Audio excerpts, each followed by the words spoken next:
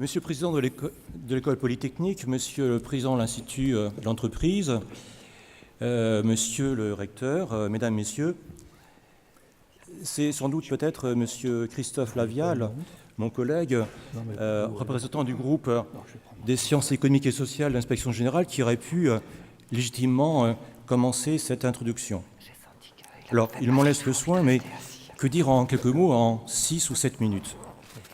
Tout d'abord, remercier l'Institut de l'entreprise de son ouverture en direction de l'éducation nationale et dire combien nous apprécions au sein du groupe Histoire-Géographie de l'IGEN l'intégration de démarches spatiales dans le programme de cette session, ainsi que la prise en compte plus modeste des dimensions temporelles et historiques de la mondialisation.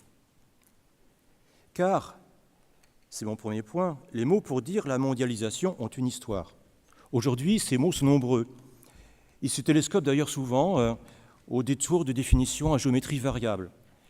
On parle ainsi, par exemple, d'histoire du monde, d'histoire globale ou encore de globalisation. Thèmes qui sont à la fois en relation, bien sûr, mais aussi différents. Or, si toute recherche renvoie, selon l'expression de Gilles Deleuze, à un processus de chaos-errance, essayons quand même ici de lui conférer quelques cohérences, même fugitives. Et pour ce faire, je dirais que l'historien use de méthodes, distinguant par exemple l'histoire globale et l'histoire connectée. Est globale une histoire qui s'intéresse à de vastes territoires, au monde ou à certaines parties du monde, sur une durée souvent longue. Mais une histoire qui porte également sur des sujets plus restreints peut être globale, à condition de tenter de relier tous les aspects de cette histoire, qu'ils soient économiques, culturels, sociaux, etc.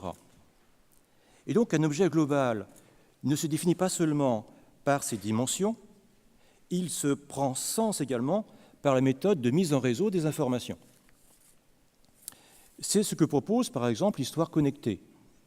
On y étudie par exemple la vie d'un négociant indien du XVIIe siècle et on connecte cette vie à celle d'un de ses correspondants vivant aux Provinces-Unies. Le point de départ de l'analyse renvoie ici à la micro-histoire, à 2 études des cas, mais en connectant ces micro-histoires, on peut atteindre quelques dimensions du global. Qu'apprenons-nous ainsi grâce à ces méthodes variées? Essentiellement que la mondialisation est un processus. Extrêmement ancien, ce processus débute avec la colonisation de la planète par les premiers hominidés. Nous sommes là au tout début d'une mondialisation multiforme, pas seulement économique, nous le verrons, passée ensuite par au moins 4 grandes étapes. La première renvoie à l'organisation d'ensemble que Fernand Braudel appelait des économies-mondes, comme celle de l'Empire romain, de l'Europe médiévale, ou encore celle millénaire centrée autour de l'océan Indien. Ces économies-mondes anciennes n'étaient pas refermées sur elles-mêmes, elles étaient parfois ouvertes les unes sur les autres. Mais les relations entre ces économies-mondes étaient néanmoins limitées. Le deuxième temps correspond à la fin du XVe siècle, commence avec la fin du XVe siècle, avec l'intégration des Amériques dans l'économie monde européenne et les relations avec l'Afrique. Ce qui conduit à renforcer les liens entre ces économies-mondes. Des liens économiques, bien sûr.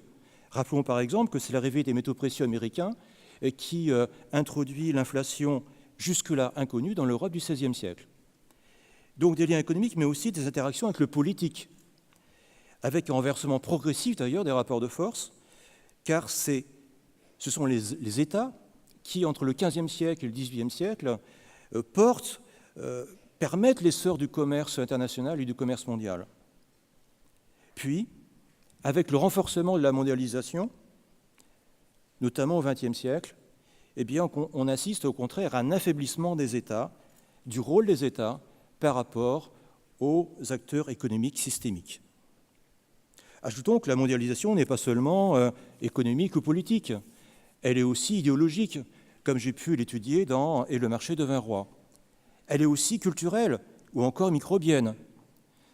L'Europe avait connu la peste noire au Moyen-Âge, les Amérindiens découvrent la grippe au XVIe siècle. Une troisième étape est franchie avec l'entrée dans l'ère industrielle et l'âge des impérialismes, avec un nouveau renforcement du processus de mondialisation. Enfin, pour la quatrième étape, il faut attendre les années 1970, disent certains, les années 1990, disent d'autres, pour entrer dans une autre phase que l'on appelle d'ailleurs aujourd'hui plutôt globalisation. Elle se manifeste par le rôle de plus en plus crucial des interactions systémiques. Mais pas seulement, peut-être. Les Amérindiens, décimés par la grippe venue d'Europe, ne savaient pas qu'ils étaient en partie les victimes d'un processus d'unification microbienne du monde. Alors que nous, aujourd'hui, connaissons la force des interactions à l'échelle planétaire. Et donc la globalisation que nous vivons aujourd'hui, c'est aussi cela, la prise de conscience de ces interactions et de leur rôle, dans un global d'ailleurs qui n'efface pas le local, comme le souligne le succès du terme mixte de glocal. Alors, pour finir, tout cela, bien sûr, n'est pas réservé aux historiens. Sans faire de l'histoire globale ou connectée, les sciences économiques ou les politiques se nourrissent aussi à la fois d'analyses globales, par exemple un état des marchés financiers à un moment donné, et puis se nourrissent aussi de la mise en réseau d'informations plus pointues. C'est d'ailleurs, à mon sens, sans doute, l'un des intérêts essentiels de ces deux journées, celui de regards croisés d'hommes et de femmes, issus d'horizons divers, usant de méthodes différentes pour aborder un même objet, les entreprises dans la mondialisation. Remercions donc à nouveau l'Institut de l'entreprise et l'Éducation nationale pour la possibilité ainsi offerte de nous enrichir mutuellement. Et je vous souhaite à toutes et à tous une excellente session EEE 2018. Renouillot.